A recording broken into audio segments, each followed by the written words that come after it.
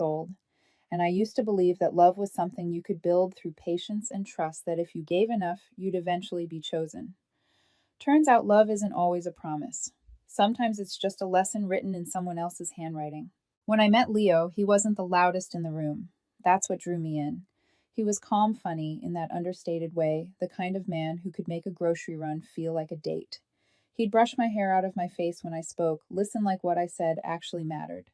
I thought I'd finally found something real, something still. For 2 years, we built what looked like peace. Dinner nights, inside jokes, weekends that blurred into each other. Our friends used to call us the married couple, but I think somewhere along the way that title started to scare him. The change came quietly. He started hiding his phone screen, keeping his messages face down. I'd catch flashes of names I didn't recognize, followed by his thumb moving too fast to pretend it was casual. When I asked about it, he'd sigh. You're overthinking again, Patricia. You can't control every conversation I have. And I wanted to believe him. I really did. Because the truth is, I was tired of being the one who doubted while he played calm. I told myself that love meant giving the benefit of the doubt even when it hurt. Then came Riley's birthday party the night that rewired everything. Leo had been talking about it all week. Everyone's going to be there, he'd said. Diana's planning some surprise. Diana. That name had started showing up too often lately. She was the effortlessly charming type, bold laugh, constant touch, the kind of woman who made her presence feel like a performance. That night, Leo dressed up like it mattered. White shirt, rolled sleeves, cologne. I hadn't smelled since our anniversary. When I asked who he was trying to impress, he smirked. Relax, you're coming too. He said it like it was a joke, but the laugh didn't reach his eyes. The party was packed, music, laughter, everyone drinking more than they should. I stuck close to Riley and the others while Leo drifted off into a sea of people. A few minutes later, I saw him across the room, Diana's hand on his arm, his head bent close to hers, both laughing like the rest of us had disappeared. For a second, I froze. Then, instinctively, I smiled at nothing. That's what women do when they don't want anyone to see them break, they smile. A friend, Naomi, leaned closer. You okay? I nodded. Yeah, just tired. But I wasn't tired. I was humiliated. I watched him all night. Every small touch, every whisper between them. He looked younger, freer, like I'd been the weight he'd just set down. Later in the kitchen, I found him pouring Diana another drink, his hand brushing hers. My voice came out steady, even though my chest was burning. I'm heading home soon, I said. Work tomorrow. He didn't even turn right away. Already, it's barely midnight. Yeah, I've been up since 5. You coming? He looked at Diana, then back at me. I'll catch a ride later. Don't be such a mom, Patricia. The word mom hit like a slap. Patronizing, dismissive, said with a smirk that told me I wasn't worth taking seriously. So I smiled again, the kind that hides pain behind grace. Sure, have fun. I left quietly, not wanting to give him the satisfaction of a scene. The cab ride home was a blur of neon lights and replayed memories. Every I love you, that had sounded so steady, now felt rehearsed. When I got home, I sat on the couch staring at my phone. No messages, not a single one. I told myself he'd text soon, that maybe I'd overreacted, but the silence stretched. Midnight passed, then 1, then 2. By the time the sun came up, my phone was still blank. That's when I felt it, that dull ache of knowing someone's choice before they admit it. At 10:47 a.m., my phone buzzed. One message, 4 words. It just happened. I'm sorry. For a second, I couldn't breathe. I kept waiting for another text, something to explain, to make sense of it. But nothing came. Just those 4 words, small and cruel, like a door slamming shut. I typed 1 word back. Okay. Then I blocked his number, blocked his Instagram, his messages, his everything. And then I just sat there. No crying, no yelling. Just stillness. I looked around my apartment, our photos still framed on the shelf, the sweater he'd left draped over the chair, his toothbrush next to mine. Every trace of him looked foreign now. People talk about heartbreak like it's a storm, loud, chaotic, devastating. But the truth is, it's quiet. It's the sound of a message notification that doesn't come. It's the silence after a laugh you can still hear in your head. That afternoon, Naomi called. Her voice was hesitant. Patricia, I don't know how to say this, but Leo left the party with Diana last night. I let out a slow breath. Yeah, I said softly. I figured. Everyone's talking about it. She's telling people it just happened. Like it was a mistake. Let her, I said. Mistakes have a funny way of repeating themselves. After we hung up, I went through my photos, the vacations, the selfies, the blurry coffee shop pictures, every moment that once felt eternal. Delete, delete, delete. Not out of anger, out of clarity. When the screen finally went black, I whispered to myself, he left a party with her. I left his life with peace. That night, for the first time in weeks, I slept without refreshing my phone. And when I woke up the next morning, I didn't check for messages. I didn't hope. I didn't hurt. I just breathed. Because sometimes the end doesn't sound like goodbye, it sounds like silence. And silence, when you've been lied to long enough, feels like freedom. There's a strange kind of quiet that follows betrayal. It's not peace, not yet. It's more like when a storm has passed and the air still smells like lightning. You can breathe, but every inhale still burns. That first week without Leo felt like detox. Every morning my fingers would twitch toward my phone muscle memory, reaching for what was no longer there. His messages gone, his name erased. But my body hadn't caught up yet. It still expected him. Deleting him from my phone was easy. Deleting him from my thoughts was war. I spent hours cleaning my apartment as if scrubbing the surfaces could erase his voice from the walls. His cologne still lingered in the hallway, the ghost of something I used to find comforting. Now it just made me nauseous. When I threw away the toothbrush he left behind, I stared at it for a full minute before dropping it in the trash. Not because I missed him, but because I hated how small it felt the end of 2 years reduced to a cheap plastic reminder. The worst part wasn't missing him. It was missing who I thought he was. By the second week, the silence started to shift. That's when the whispers began, screenshots, tags, updates I never asked for. A mutual friend, Naomi, sent me a screenshot one morning. Leo and Diana were tagged at a brunch place downtown, all smiles, the caption reading, "New beginnings are scary, but worth it." The post had over 200 likes. My stomach sank, not from jealousy, from disgust. He looked so proud of himself, like betrayal was an achievement, like happiness could be rebuilt from someone else's wreckage. Naomi called a few minutes later. "I didn't want to show you," she said softly, "but I thought you'd rather see than hear it from someone else." "It's fine," I said. "People post what they need to believe." "He looks different," she murmured, "like he's performing." "That's all he ever did," I replied. I told her I was done looking, and I meant it, at least until I opened Instagram that night. Even though I'd blocked him, his reflection leaked through. Someone's tag story, a mutual's repost. Leo and Diana at a bar, dancing her lipstick, smudged his hands on her waist. I stared for a long time, not out of longing, but because I couldn't recognize the man in the photo. He looked like a stranger wearing Leo's face. Work helped. For a while. I threw myself into projects, staying late, volunteering for every deadline. Coworkers joked that I'd become married to my job. They didn't know the truth. I was avoiding coming home to silence. One night around 11 p.m., I found myself scrolling again, not through his profile, but through our old texts I'd screenshotted before deleting him. Messages from when things were still good. "You make me want to be better. You're the only calm I've ever known. I can't imagine life without you." Funny how people can write poetry one month and betrayal the next. I deleted the folder, this time for real. Weeks passed. The gossip didn't. Mutual friends would drop casual mentions. "Oh, I ran into Leo and Diana last night," or "They seem really happy." I'd nod, smile, and change the subject. But it chipped away at me, that constant reminder that he was thriving while I was relearning how to breathe. One evening, Riley, the same friend whose party started all this, called me out of nowhere. "Hey, just checking on you. Haven't seen you around." "I'm fine," I said. "You sure?" "Because I saw them last night." I wanted to punch him. "Don't," I said. "He's not worth the bruise." We laughed, but it didn't feel funny. The truth is, I wasn't angry anymore, just hollow. That night I sat by the window lights off City humming outside, and I whispered to myself, he wasn't, because I would never have built something that shallow. By the next month, the ache dulled into something else, acceptance maybe. I started running in the mornings, joined a yoga class, stopped checking my phone every 5 minutes. But the universe has a cruel sense of humor. Just when I started to feel free, Leo's face found its way back to me in a sponsored post of all things. A photo of him and Diana at the same beach we once visited. Same pose, same angle. Her wearing the sunglasses I'd bought him for his birthday. The caption read, "Sometimes love is about timing." I laughed loud and bitter. Timing. As if betrayal was just a scheduling error. It was that night I decided to delete social media altogether. Every platform. Gone. I didn't announce it. I didn't owe anyone an explanation. I just disappeared. The next morning, my phone stayed silent. No notifications, no updates, no echoes of him.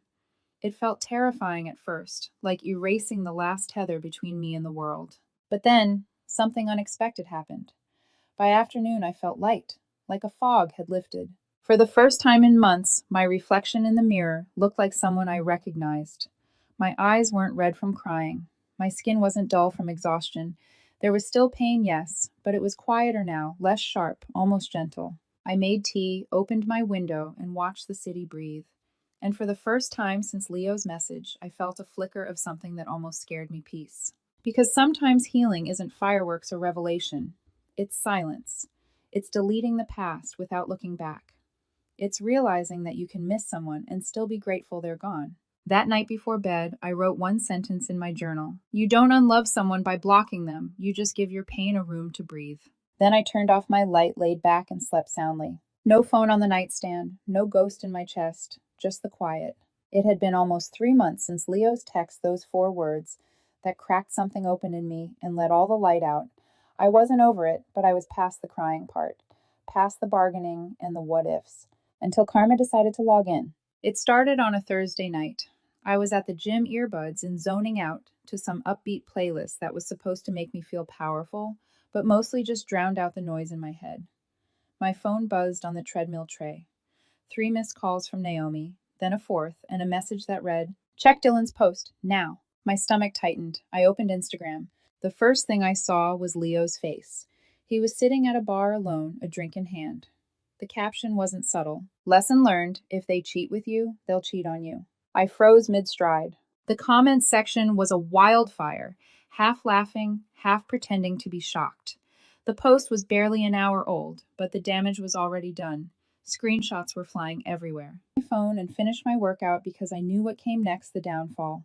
By the next morning, the story had spread. Apparently, Leo and Diana had imploded spectacularly. Something about him flirting with a woman from his gym DMs discovered a shouting match in the parking lot. Someone filmed it. Naomi sent me the video even though I told her not to. I watched it once. Diana was standing in front of Leo's building, mascara streaked down her face, screaming.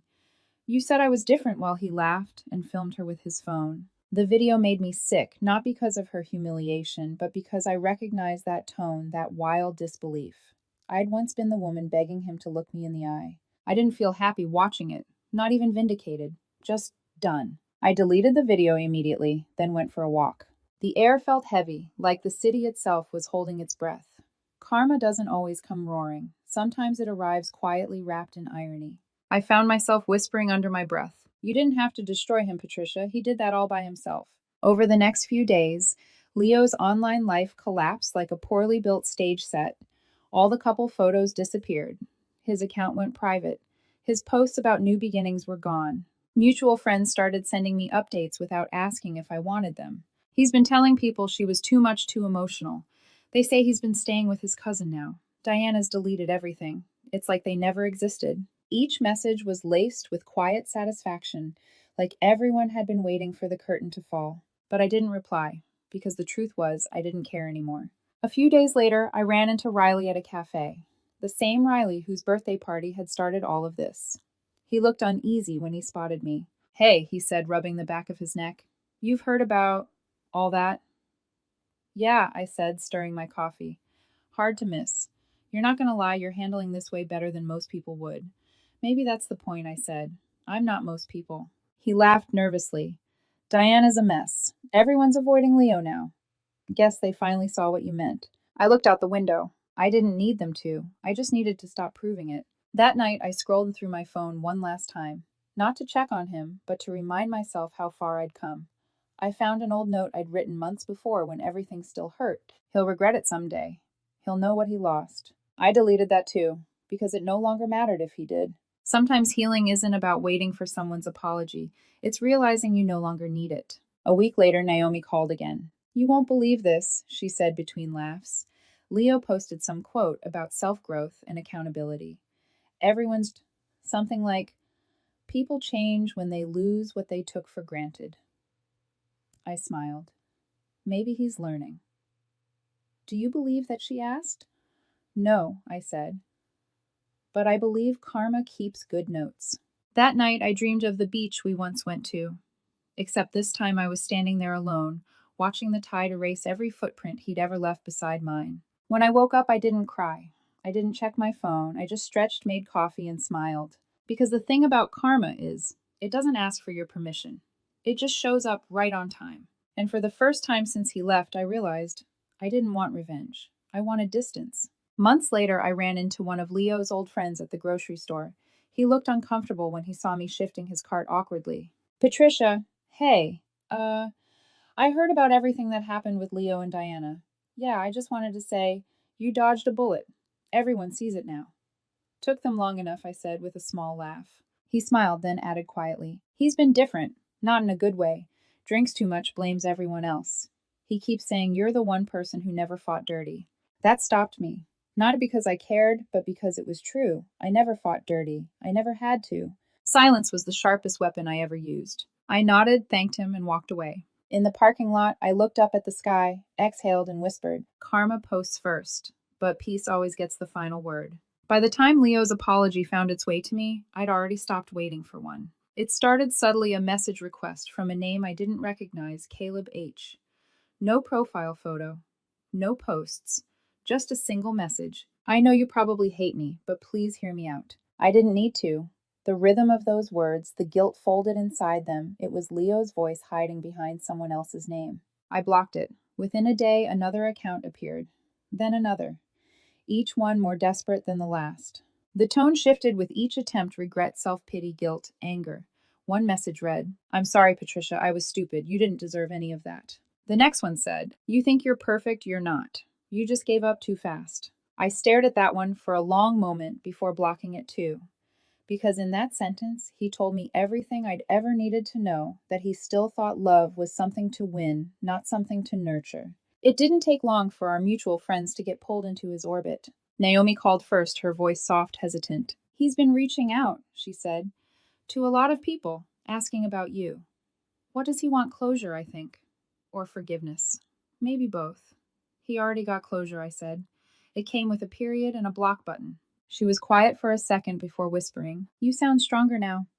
No, I said, just tired of performing weakness. The following week, Riley texted me, hey, just a heads up. Leo's going to be at the get-together next weekend. I didn't invite him. Naomi did. You okay with that? I hesitated, staring at the message. I was okay, but okay didn't mean comfortable. I'll come, I replied. I don't hide anymore. Still, the thought of seeing him again after months of silence sent a low hum of anxiety through my chest.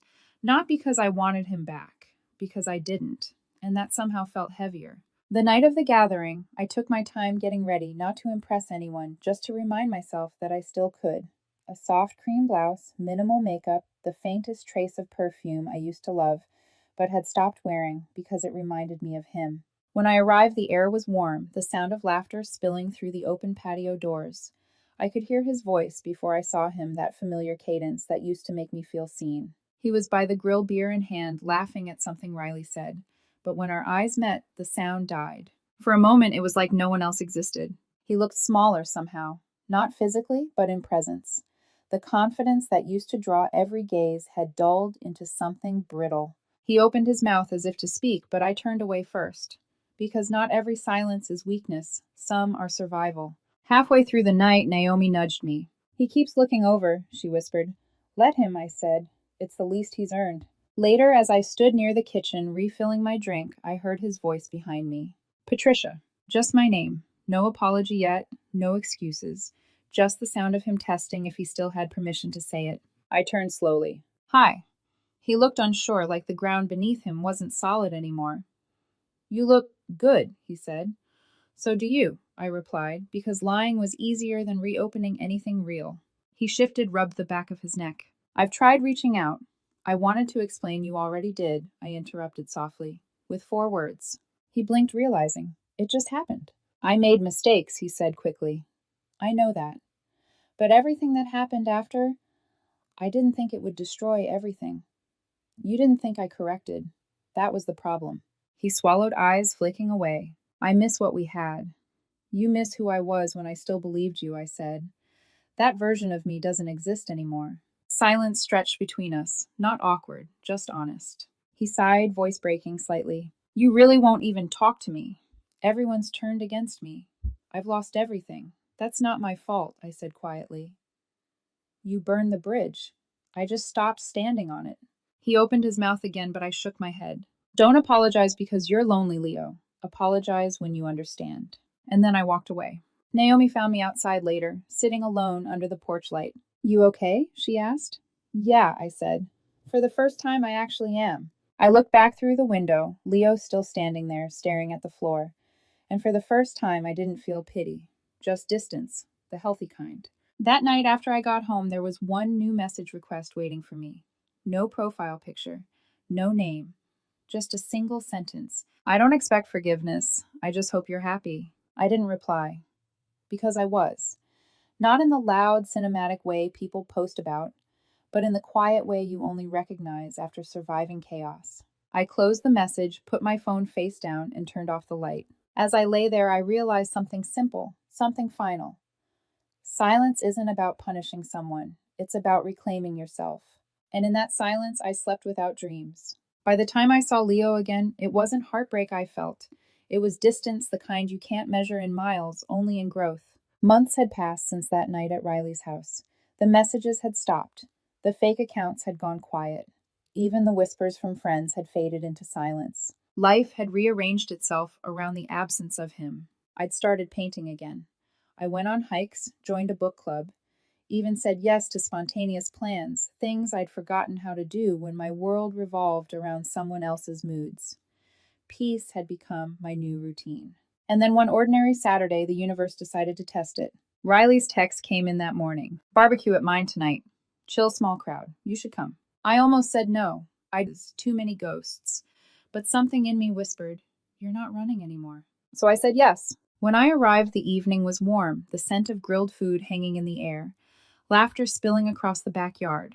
I greeted everyone, hugged, Naomi grabbed a drink, and that's when I saw him. Leo. Standing near the fence, half in shadow, half pretending to be fine. He looked thinner.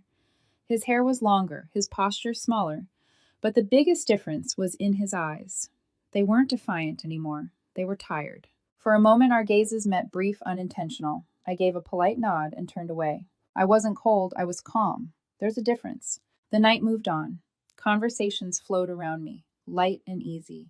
Every once in a while, I'd catch Leo watching, not in longing, but in guilt. Naomi leaned close and whispered, He's been quiet all night. I think he came just to see you. Then he'll leave disappointed, I said with a small smile. By the time people started leaving, the sky had turned deep blue. The crowd thinned until only a few of us were left, Riley, Naomi, and Leo, lingering like a shadow that refused to fade. I excused myself to grab my jacket from inside. As I stepped back out, I heard his voice.